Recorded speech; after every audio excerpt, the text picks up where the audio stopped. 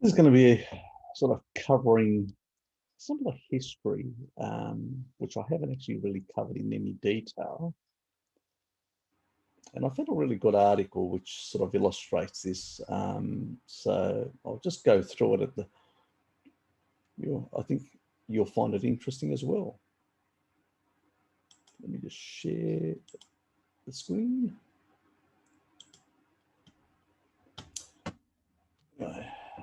This was in the Atlantic.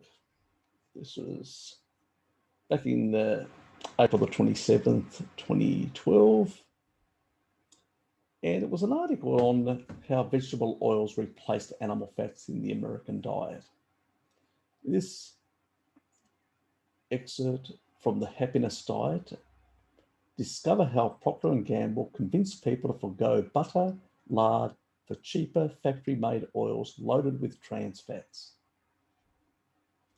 There's your Crisco being promoted. Before the highway and before railways, America conducted her commerce via steamships over water through a system of rivers, canals, and lakes. In the 1800s, Cincinnati was the heart of the developed United States. At that time, it was known as the world's porkopoly. That's because not so long ago, the most widely consumed meat in this nation was swine. Exactly.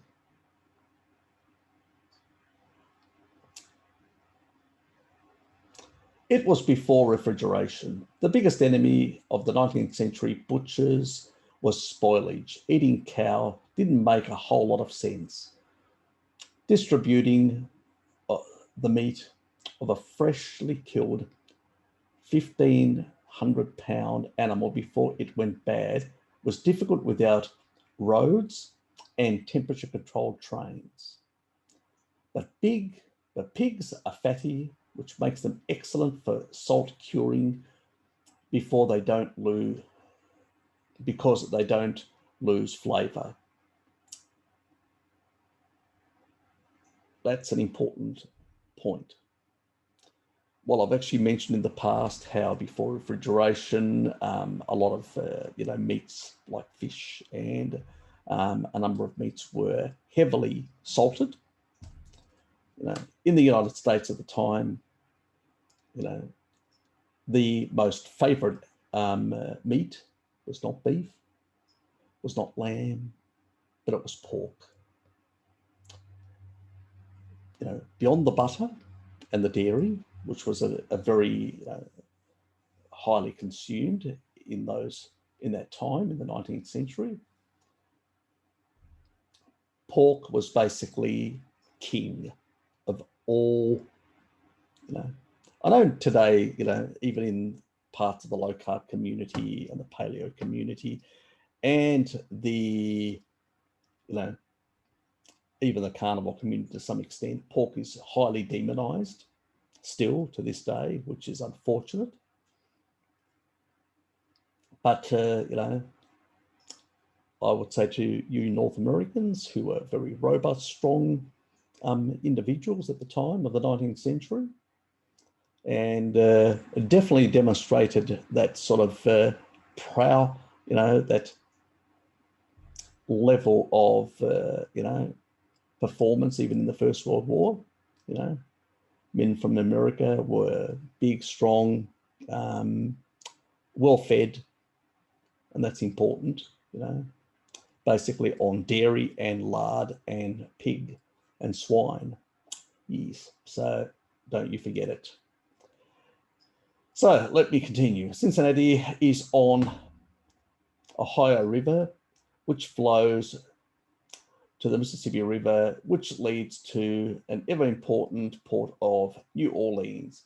From the mouth of the mighty Mississippi, porkopolis distributed meat throughout the coastal southern United States.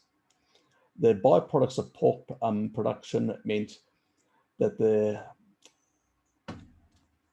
burgeoning metropolises was also home to many tanneries.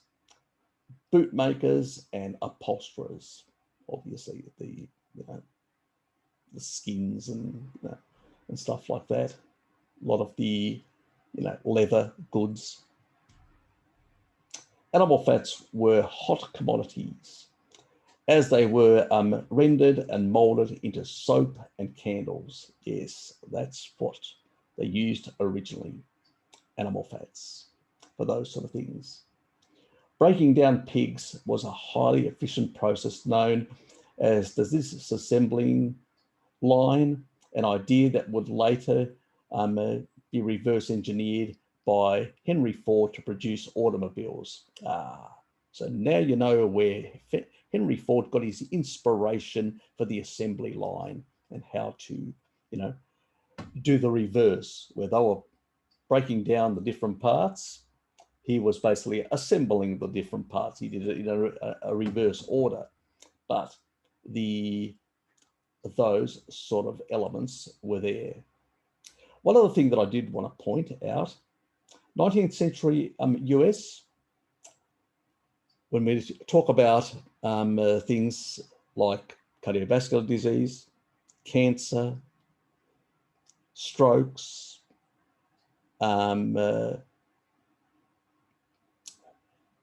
macular degeneration, you name it, basically it was non-existent. It was extremely rare to ever see something like that, extremely rare. And we're talking about a period where dairy fats and lard and swine were the order of the day. They were easily transportable and could be maintained. And that's the important thing, where, other meats, very hard to maintain.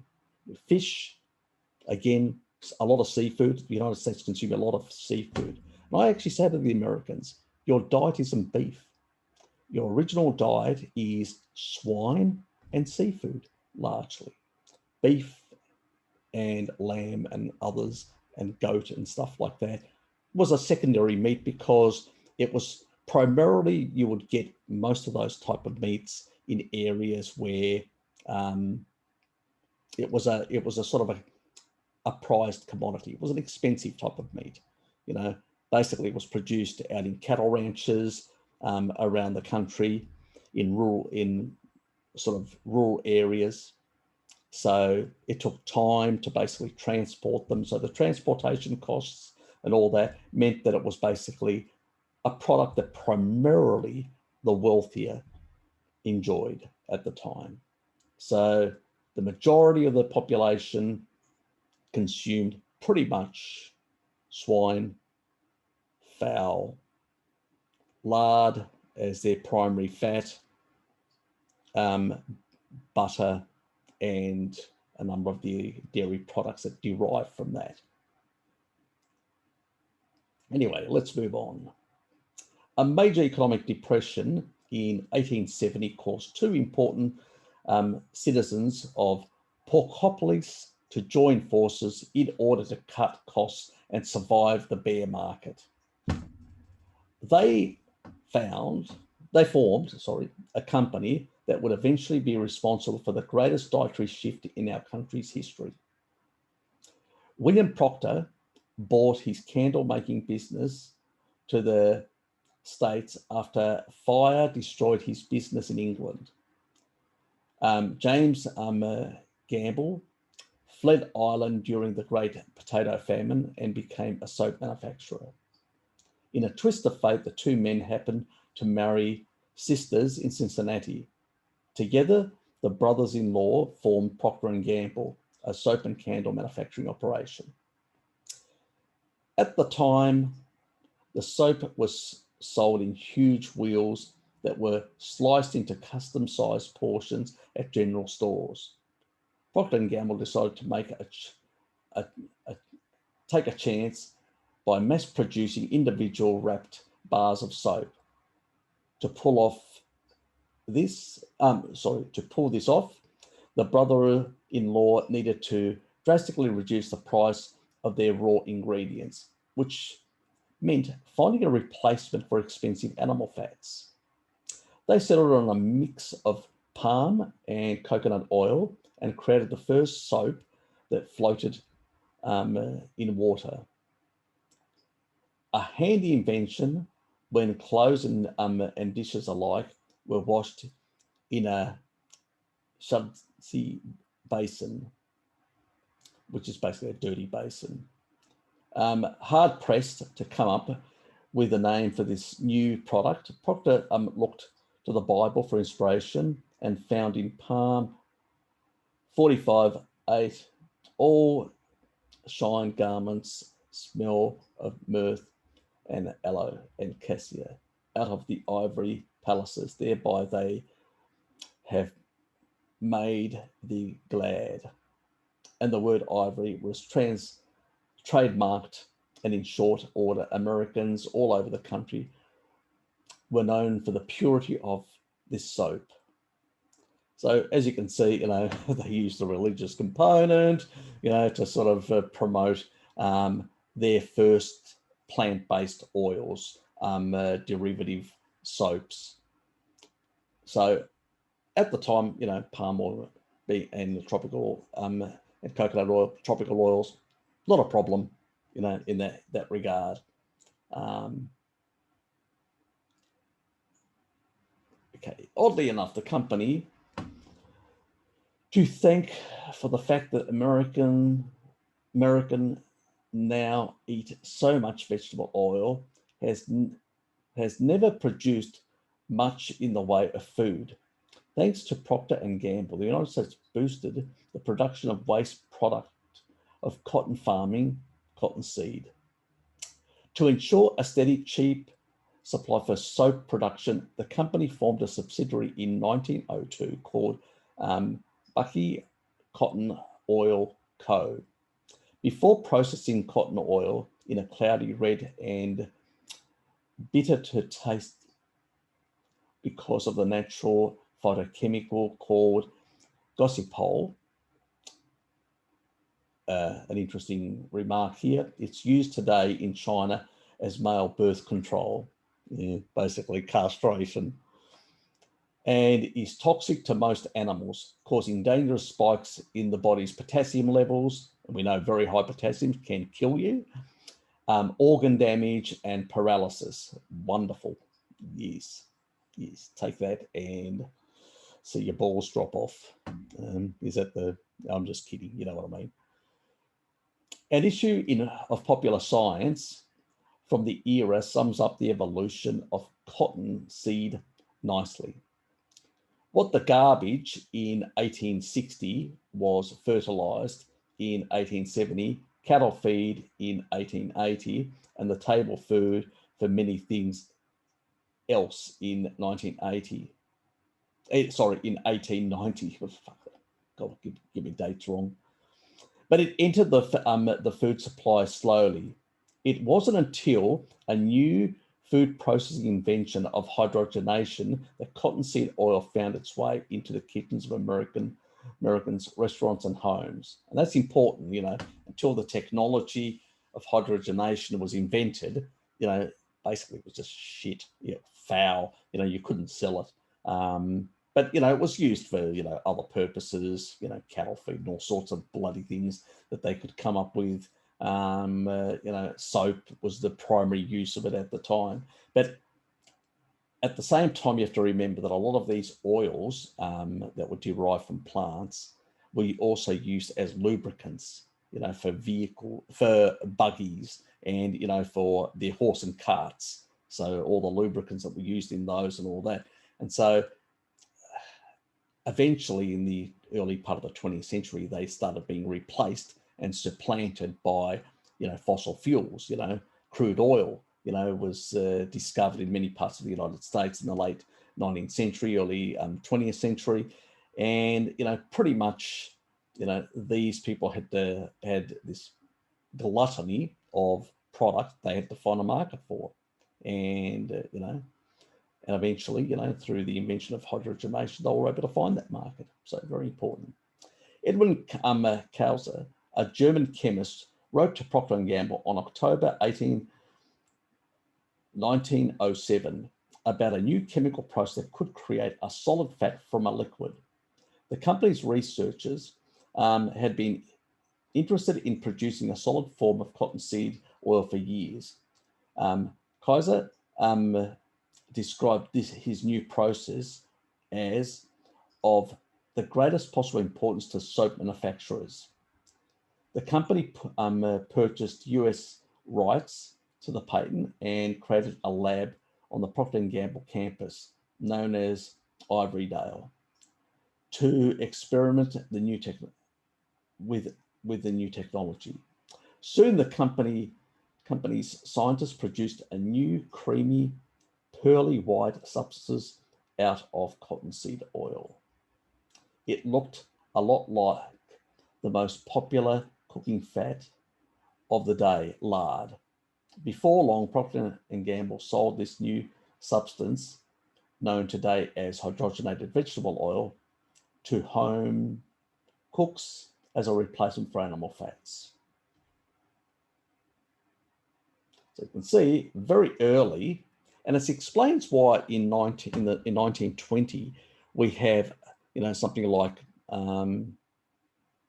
the first cardiovascular diseases emerging, recorded for the first time in the United States at the time, because this started getting into the food supply.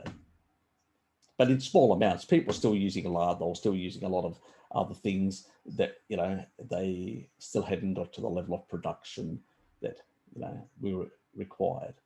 Procter & Gamble filed a patent application for the new creation in 1910, describing it as a food product consisting of a vegetable oil, preferably cotton oil, partially hydrogenated and hardened to the homogeneous white or yellowish semi-solid closely resembling lard.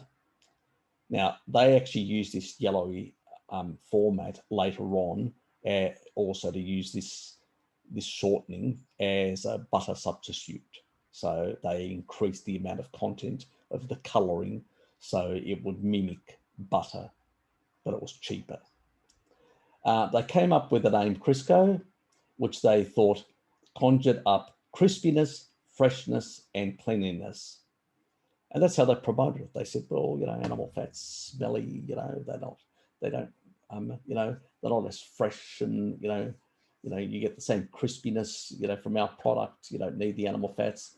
You don't get the smell, freshness, cleanliness. It's cleaner, you're not having to, all this sort of thing. It's all propaganda, to basically promote a product. We have to remember, at the time, Procter & Gamble didn't really understand about cardiovascular disease. They didn't understand. They just saw it, it's an opportunity to basically sell a product and make good profits. At the time, the majority of people were completely clueless about these newfangled products that were emerging and starting to come into the market. But still, a lot of people sort of balked at them, because people are conservative by nature. They something that they've got used to for many years. They don't want to replace. So obviously, displacing one type of food is going to take time. Also, at the same time, you have to remember the middle class is much smaller at the time. Productivity is what grew the middle classes after the Second World War. It's the productivity that transformed and made it possible for middle classes, because you could actually get a higher productivity. Also, obviously, through that period, there were other factors as well. The New Dealers type restrictions on the banks and monopolization, which limited sort of the top end being able to sort of, dominate a lot of the markets, which created more space for the middle class to grow. There was a lot of other factors, but at the same time, productivity plays an important role.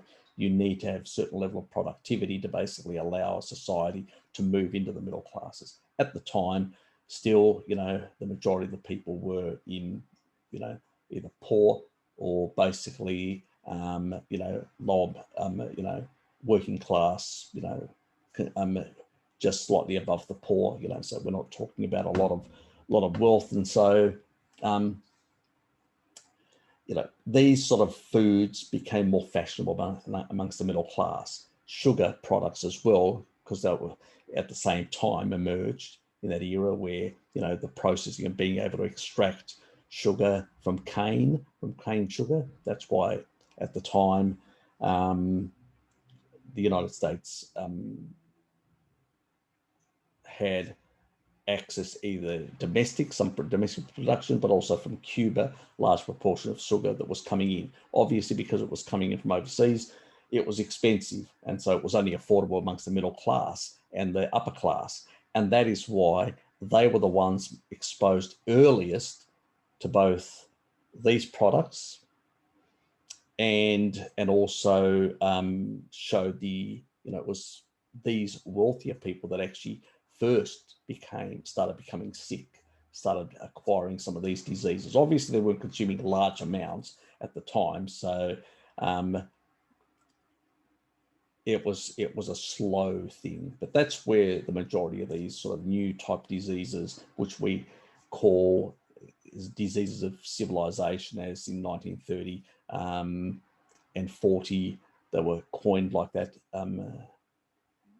But prior to that, the majority of the food supply was animal-based, tropical oils. It was a very different type, so these diseases that we call diseases of civilization, we had wheat and flour and all that's obviously earlier, which were also causing some health issues, like even in the 19th century and 18th century, we had things like diabetes and stuff like that way back to antiquity. But, when a population like the United States was consuming quite a lot of animal products and very limited amount of these grains, they weren't the main part of the staple, you didn't have as, these sort of health issues that we consider today as health issues were very rare at the time. So that's a really important thing to keep in mind. Anyway, convincing homemakers to swap butter and lard for a new fat created in a factory would be quite a task. So the new form of food needed a new marketing strategy. Never before had Procter Gamble, or any company for that matter, put so much marketing support or advertising dollars behind a product. They hired J. Walter Thomas Agency, America's first full-service advertising agency staffed by real artists and professional writers. So we're talking about the top league here, guys, of the time. Samples of Crisco were mailed to grocers, restaurants, nutritionists, and home economists. So you can see already they're starting to move into those groups. It's nothing new. They've been doing it for a very long time, nutritionists. So get the nutritionists on side. So they started working on them very early. It's not that, a lot of people think, it's a bit more recent. No, it's been way back then. They were getting into the home economists, people that were basically advising, especially the middle class and people like that. They were advising them how to basically, run their household and stuff like that. So they were getting into those people, grocers, getting them on side, showing them this is more profitable. You can make a bigger cut, a bigger profit margin on this product. So they were getting into those people, into restaurants. Well, it's cheaper, the cost of this product, blah, blah, blah. It's just as good, it looks the same, but it's cheaper price. So in some industries, it took some time, because some industries, like even McDonald's, didn't change away from animal fats until 96.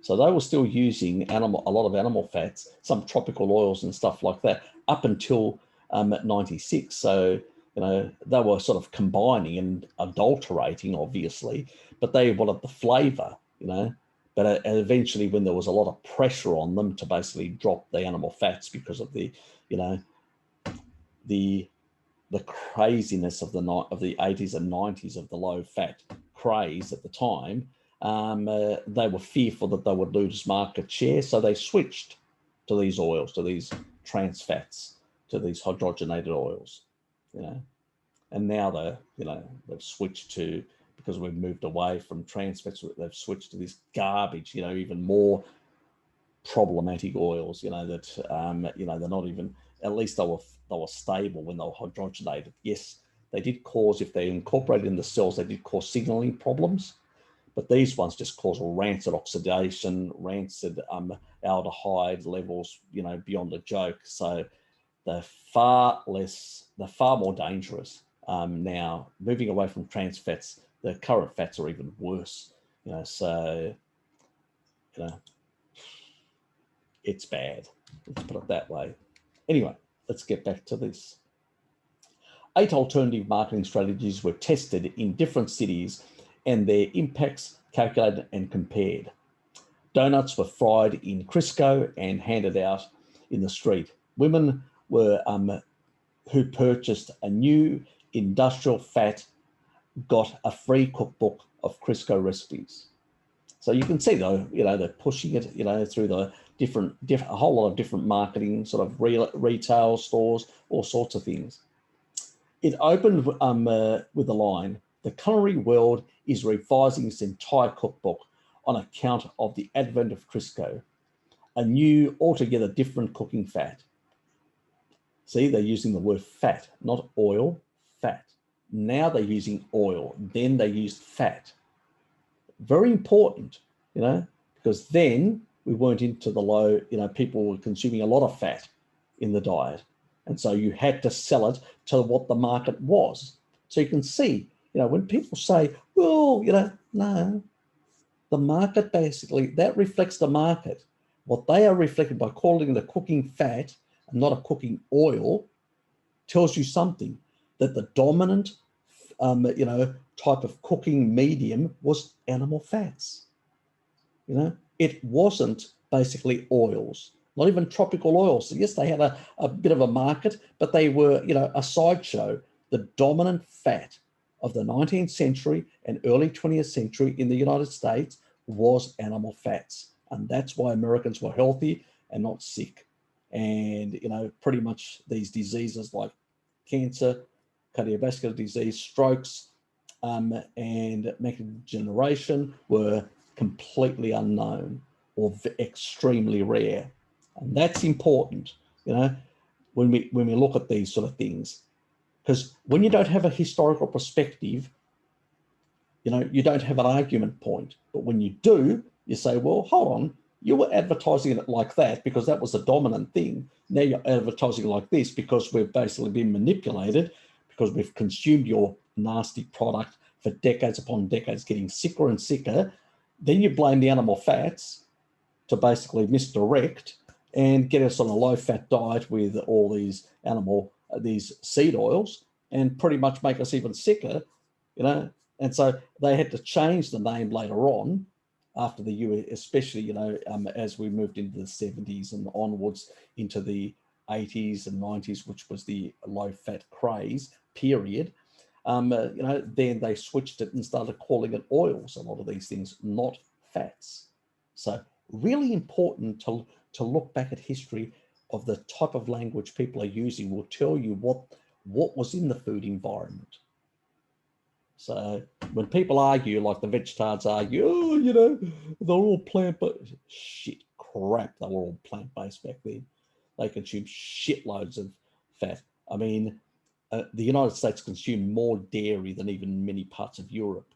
I mean, French people would say, and French people are well known for their consumption of butter. They used to say America was awash in butter.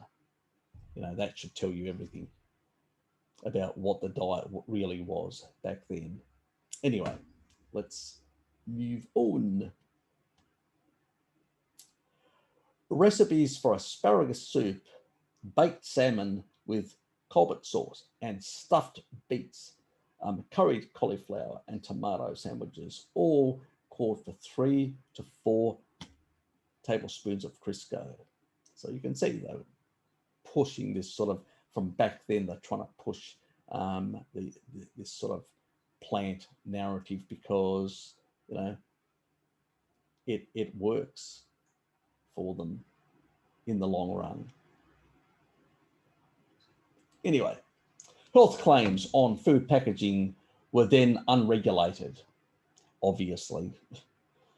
And the copywriters claimed that cottonseed oil was the healthier than animal fats for digestion, and other piece of garbage. You know, just, I mean, back then, you know, pretty much there was no laws of where, you know, protecting, you know, consumers and, you know, or misrepresenting things or whatever. You could say anything, you know, and this is what they used, these sort of people that promoted their stuff.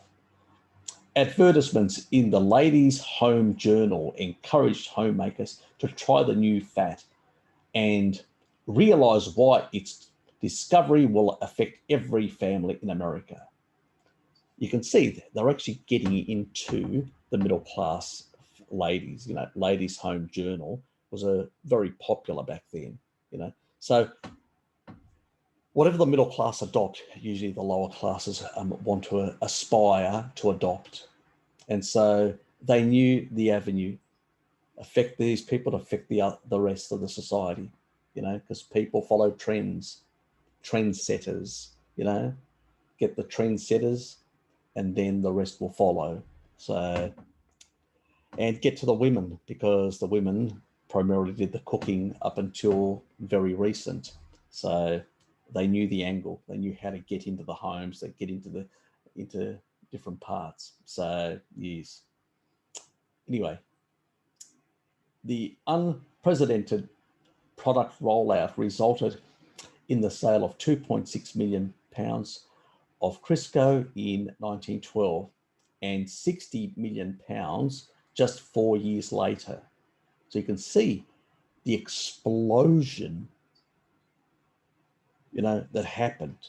I mean, just to give you an idea, guys, 60 divided by 2.6, you know, that's 23-fold increase in 4 years. A 23-fold increase. It's massive, you know. Okay, so that's the sort of thing you need to realize, how massively it is. We're talking about thousands of % of increase. This has just gone from nothing to becoming quite a substantial market presence within 4 years. So you're talking about 1912, 1916. This is just at the, you know, at before the end of the First World War, which, so they had literally ballooned in sales. Really important to understand that. And a lot of these oils were also sent to the front lines eventually because they were easy to transport, cheap, easy to transport to get there. So, you know, they started being used more and more. This is why we saw in the 1920, in the 20s, we saw the first cardiovascular incident, the first recorded cardiovascular incident in the United States. It's not surprising with these oils after, you know, a decade after, it takes only 10 years to do the damage, let alone today where we're on steroids in terms of oils and sugar and everything else processed. You know, these people are still eating certain good foods. But still, it didn't take very long for some people to start, you know, being affected in that way. It was about, I think it was about 1927, which is about 15 years after, you know. So, you know, it doesn't surprise me. And then, you know, by 1930, there was about 3,000 people, from one person, one incident, to 3,000 people. That doesn't surprise me either, you know. And the majority of these people were middle class, primarily wealthier, because they were the ones that were influenced. Their homes were influenced through these Ladies' Home Journal and all sorts of other different avenues. Just keeping that in mind. This new food bolstered the bottom line of a company whose other products were Ivory soap, Lennox soap, white naphtha laundry soap, and Star soap. It also helped usher in the age of margarine as well as low-fat foods. So you can see from way back then, we're starting to see the introduction of these low-fat foods and margarine. So it's getting into the food supply. It's starting to be promoted as healthy. And this is, obviously we've got the, Seventh-day Adventists who are promoting kibble, at their end around this time. So you've got a number of these groups that are emerging. They still have a small footprint. They still haven't dominated industry, but they're working towards it. This is the beginning, the early stages. So we need to understand, but still, look at the sort of growth levels that they were getting through these early stages. Procter Gamble claims that about Crisco touched the lives of every American, proved eerily prescient. Exactly. The substance, like many of its imitators, was 50% trans fat, and it wasn't until 1990 that its health risks were understood. Exactly. That's when, a number of researchers started coming out, and started making it clear that these are dangerous. So Mary Eames, who also set up with Sally Fallon the Western A. Price Foundation. She worked at the Maryland labs for the USDA and did a lot of research. I mean, these Maryland sort of university that are involved in a lot of even covert stuff for the CIA and all sorts of things. So we're not talking about people that are basically crackpots. We're talking about people that are part of the, you could say the establishment researchers.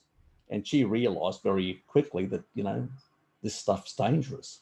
It's really dangerous. And started making, and because she started making waves that it was dangerous, she started getting a lot of pushback. And eventually, sort of was pushed slightly, limited what sort of funding she would get. And eventually, she realized that telling the truth wasn't really good for the career. So, I mean, but she continued. She was a true champion and persisted, set up with Sally Fallon, the Western A. Price Foundation, and started trying to get the message out to people how dangerous these oils were. It's through the Western A. Price Foundation that I found out about how nasty these oils were, from a video that Sally Fallon has actually starred in. The research was all Mary's, but Sally did the sort of went through all the science and the information and the history and stuff like that, and it really explained to me why I ended up a decade ago with cardiovascular disease, because I was a big consumer of these oils and margarines because I was convinced they were healthy. I was told that. So I should have listened to my father. We're still using olive oil and butter. Yes, and he's 86 and doesn't have an ailment inside. Yes. Well. And my great-grandfather, he's lived to 107, and his father died from pneumonia at 87. Had he not gone to the, and that was because he was too up in the mountains, really hard to transport from, villages in the mountains. But at the same time, he was also a bit stubborn and wouldn't listen to his, to my father's twin brother, who told him to go to the doctor, but he wouldn't. And then he just got worse. And at that age, you're very vulnerable to pneumonia and stuff like that, but didn't die from natural causes, died from pneumonia, which is really important. And these people in the mountains live on animal fats primarily, So let that be a lesson to you, to all of us. Anyway, let me just continue. It is estimated that for every 2% increase in the consumption of trans fats, still found in many processed and fast foods, the risk of heart disease increased by 23%. As surprising as it may be to hear, the fact that animal fats pose the same risk is not supported by science. Exactly. Never has and never will. You know, it's all associational claptrap epidemiological studies, as we all know. It's never been proven and never will. This is the sort of stuff you guys need to get out to people to explain exactly how we were manipulated, why it all happened, and the sort of dodginess that we've been sold for a very long time. Basically, these sort of people, Crisco, Procter Gamble, and many others have followed them, basically poisoned the food supply, and slowly but surely are responsible for the deaths of millions of people, who would have lived longer and happier lives. So get the message out, guys.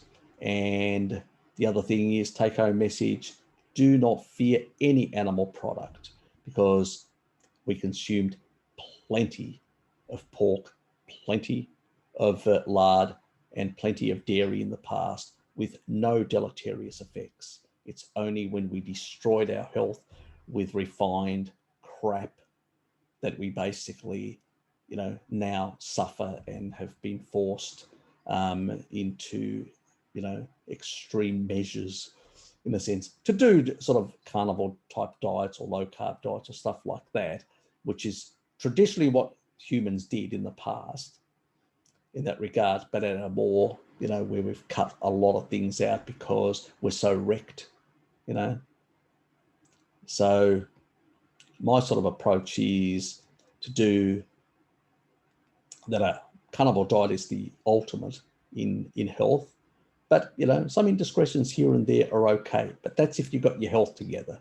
If your health is not together, those indiscretions can be quite deleterious as well. If your body's got some robustness, it can sort of handle. A lot of us nowadays don't have that robustness. We're quite damaged and we're still healing.